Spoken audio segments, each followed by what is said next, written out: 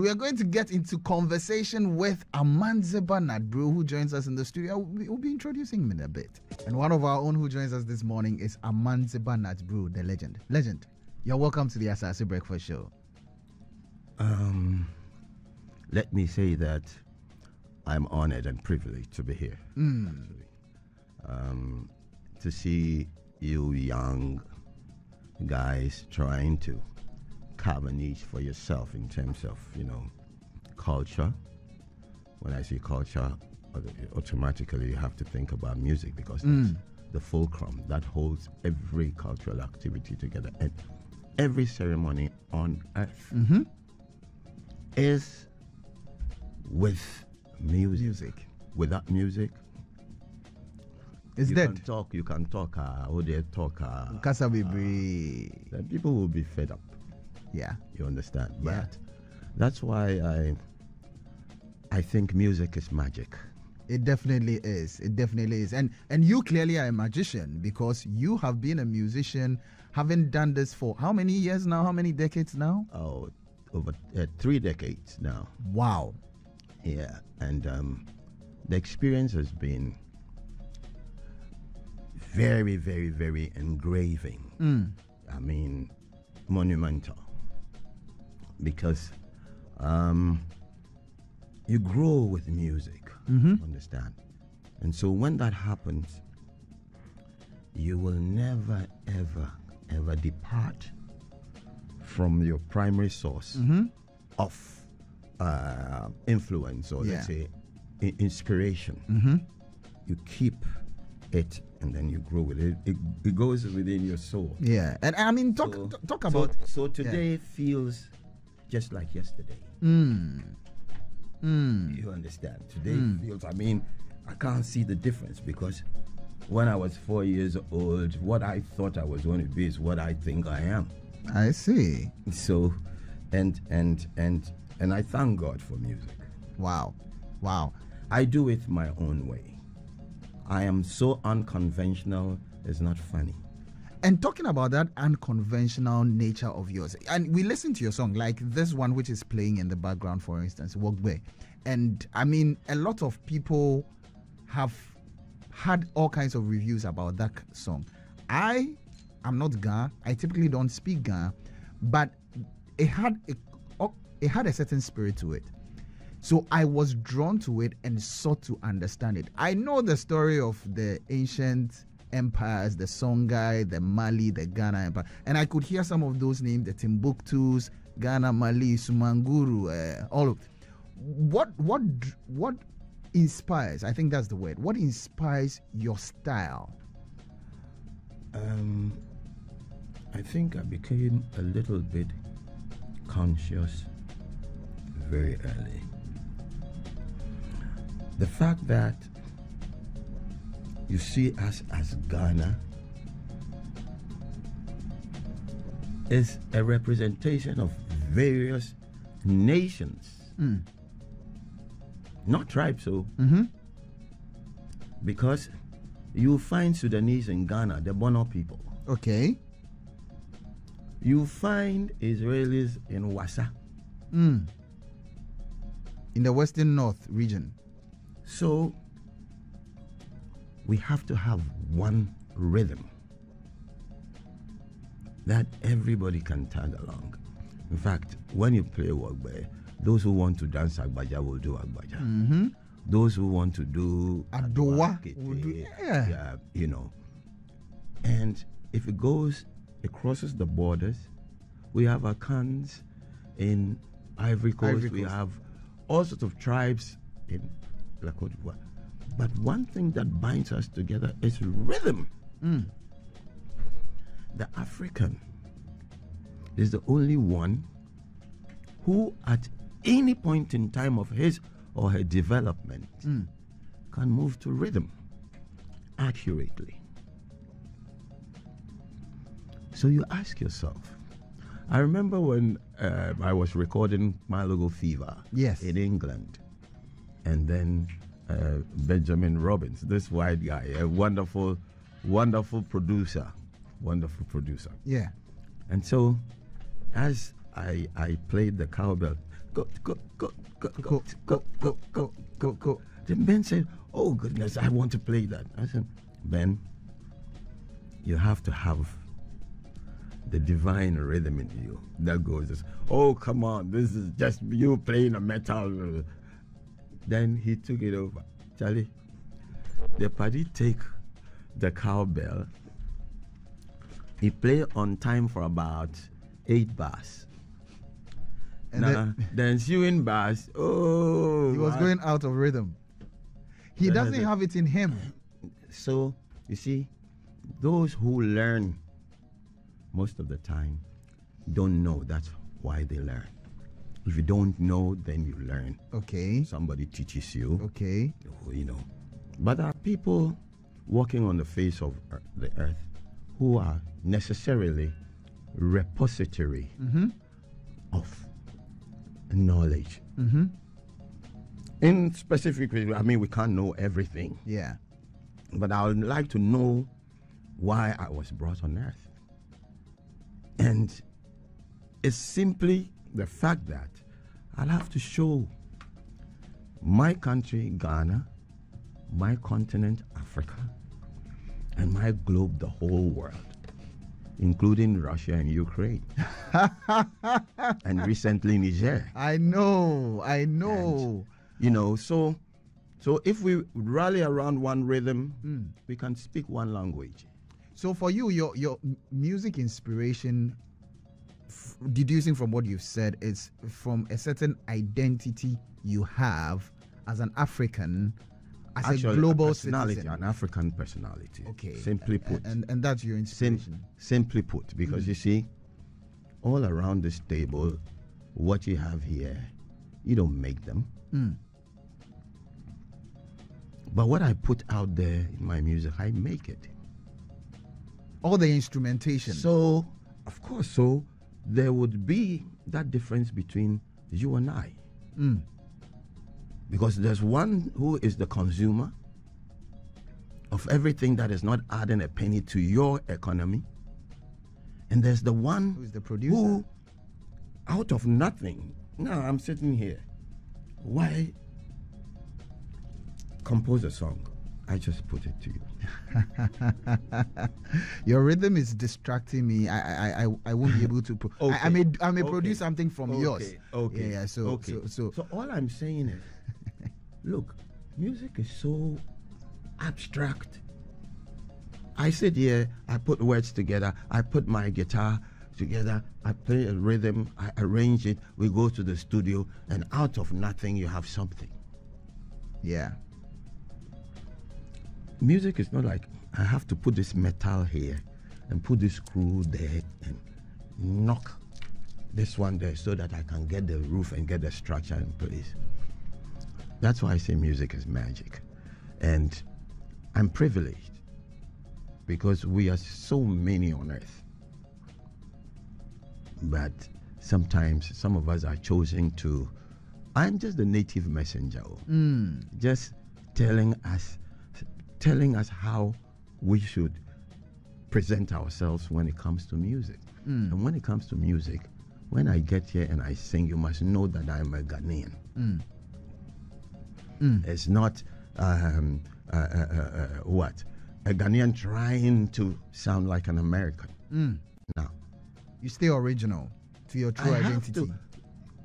All of us have to. It is our business to make it our business. To make people feel we have always been different, we were created differently, so we must remain, but with style. You know. Yes. You have to. You with have some finesse. You have to embellish it. You understand? Yes, with some finesse. So, all I'm saying is, we have the biggest opportunity now. Yeah. To make a case, to make a claim of high life. Now, thankfully, the Grammys have opened a way for us to be there. They are recognizing. And I'm sure very soon, because I and a few members of the music fraternity have met UNESCO already to make a case for high life to be enlisted on, Okay. Yeah. The heritage. Exactly. Yes. So that's great. So now that we've had that recognition. Yeah. We will have to make a case, and it further, like it's the icing on the cake, because, what more can you say? The world, the global power authority has recognized you. And so then, why should we miss this opportunity? And Amandzeba, you see, on that score, and I see how beyond your sound, your rhythm, your music, that which you create as magic, your idents to demonstrate that. I mean, your the things you're wearing, your beats, I see them very beautiful. I mean, I identify in a number of ways in that regard. Now that we have that originality acknowledged at the international level, and looking at the influence that high life as a rhythm has had, and now people are talking about all kinds of music genres and Afro pop, the influence it's had within the African space and even globally. What do you think should be the approach of musicians, especially those who are creating music now, towards their creative work? Should they be more aligning towards this new evolution of it, or they should be staying more true to the originality of it, notwithstanding how it has evolved? Let me tell you something. First of all, when you talked about what I wear, that goes, please, you and I know. Look at that bag. If it is like designed with kente, it becomes ours. Mm-hmm. So anything that you try, any ornament of African descent, that you import, you wear, whatever you do, must be able to tell where you're coming from. At least if it's not a specific area, generally somebody should be able to predict that, oh, this lady, she's from Mali. Oh, this lady is from Guinea. And you see, we all have our individual traits. Yeah. So if I want to step out there, I have to go. I don't have to wear suit to sing Wagbajaga. How ridiculous can that be? You understand? Yes.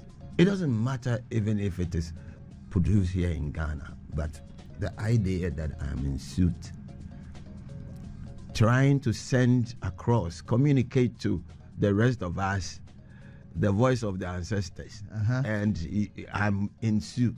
There's a certain incoherence. Right after the delivery, I will be laid.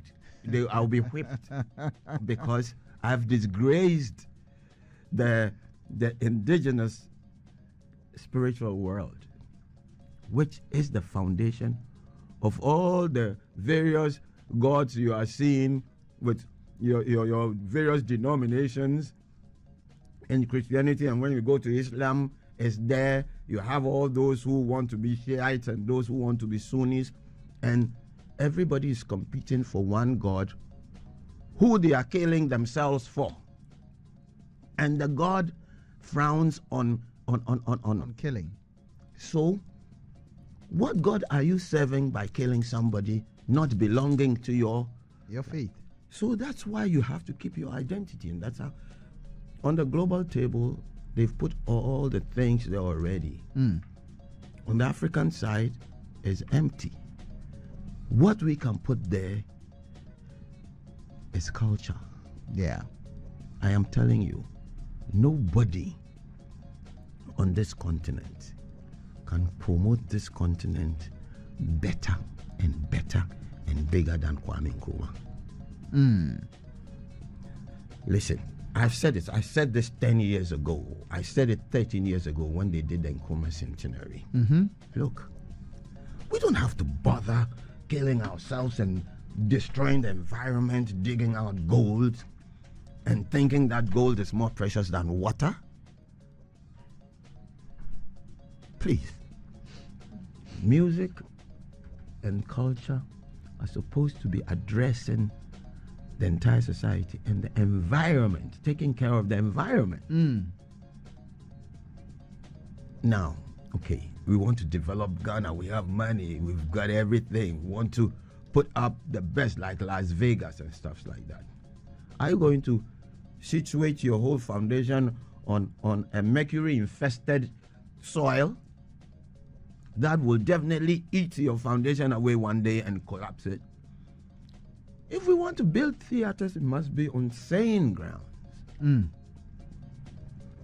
Put your soul. I mean, entertainment. Masa, we joke with entertainment too. Ghana, we joke with entertainment. And in any country where music is the cheapest commodity, is a disaster. You go to a place like Vienna, it's a disaster. A whole year, concerts are booked. But here, I mean, where is the cheap? Originator? Where is an edifice of the originator of high life music? Ekosam. Where is he?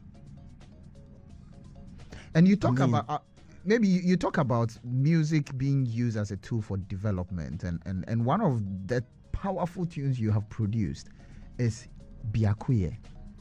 But let me tell you something, because I mean, I think we are digressing a little bit. Let me, when you want to do music, when you want to present, like I want to present my style of music, I am the link between the ancient and the modern. When I was going to produce Wogbejeke, right? This is a rhythm that is entirely indigenous. It is mainly vocal for the Ga people at large. And they don't even accompany it with drums and stuff, but the stamping on the feet and stuff like that. And so it is only enjoyed and observed during the Homola, exactly. Ashikban. Unaboninjo. I sat there and I said, hey man, I love the rhythm. You can feel South Africa in it. You can feel some. So it's so groovy. And it was at the time that hip life had emerged. So I said, hey, there has to be a link. So I said, I'm going to make Lakma hip hop. When you listen to it, the underlying drums, hip hop, pure hip hop. If you play it, you just give me a little bit of it and I'll demonstrate.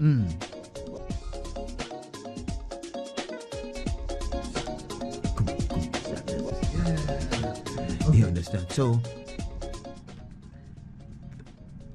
one bit of it will appeal to the hip hoppers, and the other side will serve the purpose of the traditional. Exactly.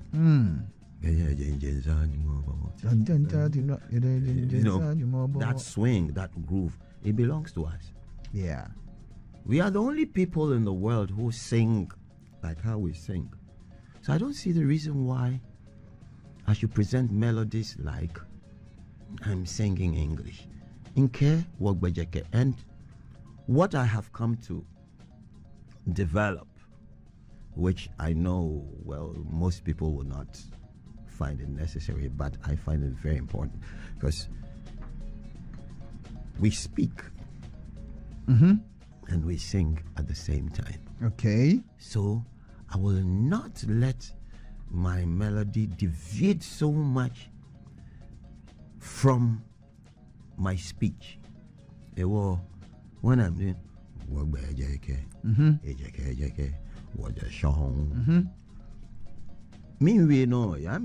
I'm talking. I'm not singing. Yeah. Ethiopia, Sudan, you understand? So that's how it has to be. Because when I open my mouth to sing, you must be able to tell, a little bit about the geography from where I come. So music, I'm saying that we have to use this as the key. Yeah. Because earlier on I asked you if you can tell me about one ceremony that goes without music. I mean, there's none. The Taliban, who are so strict, they have had to ban music from every aspect of their lives. Why? Because music was there already. And it's an influencer. So they don't want it. It's a threat. I want to ask you this question before I come back to the development question, because you talk about that identity that cuts across Africa. And I'm going to play for you a song recorded and produced by a Nigerian in recent time. Just listen to this and how we relate it to something like Wogbe. He's called Flavor. Flavor. Yes. Flavor. And you've seen the video? Flavor, yes. I've seen the video. And you see, up till now, Wogbe Jeke doesn't have a video. I went to Israel to do bits of the recording, and then when I came back, they lost the tape. What? When I saw Flavor's video, Wogbe was the first thing that came to my mind. I told Rabbi, one Nigerian colleague. Yeah. Said, I want to do a collaboration with Flavor. Yes. Can you imagine? I mean, it is not an impossibility at all. Clearly. And you will see what we are talking about. Yeah. That sort of, we are united in rhythm or homogeneity. Music. The sing. Charlie, we are united, and I don't see the reason why we are not realizing it.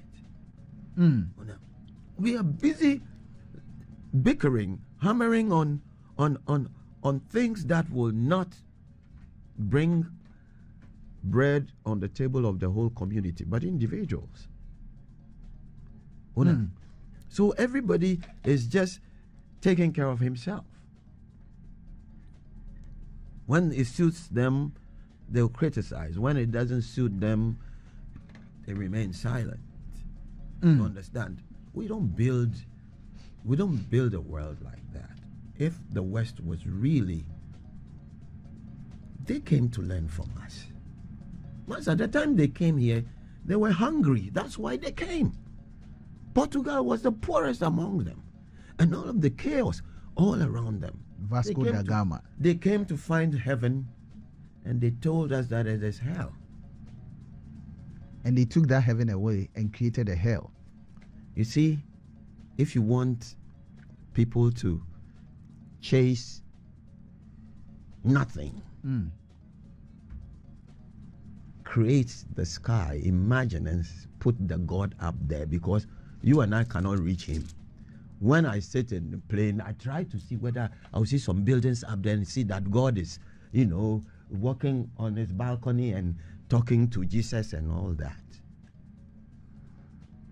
And we sit here up till today believing in that. You see, we have come from afar. Where we are now, it's not our destination. Left small. The distance is just a little, but our minds are stretching it and making it like you have to take light years to reach there. How long ago has it taken? How many years has it taken, or decades has it taken China to be where they are?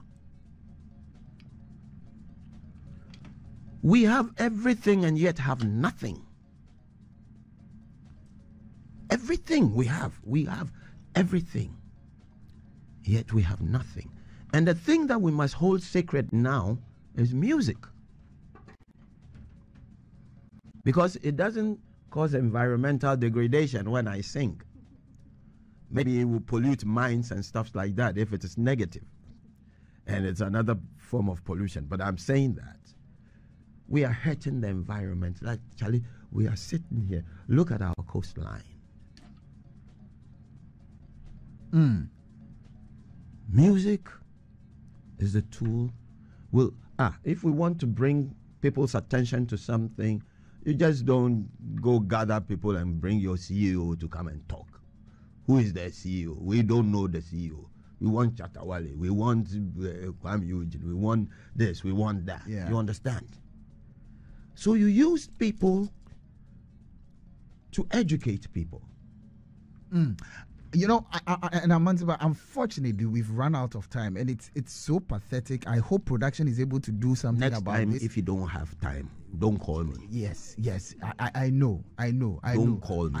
I know. So we'll deal with this matter. But before we go, on the issue that I was raising, just finally for us to wrap up, because we are looking at also developing ourselves, and you talk about looking at our coastline, and you produce that beautiful tune, Biakwe.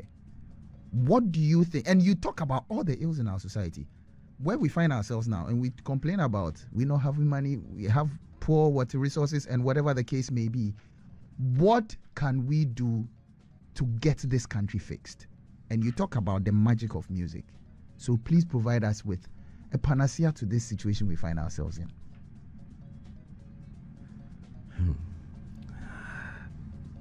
The solution to our problems are not far-fetched, though. The solutions to our problems are not far.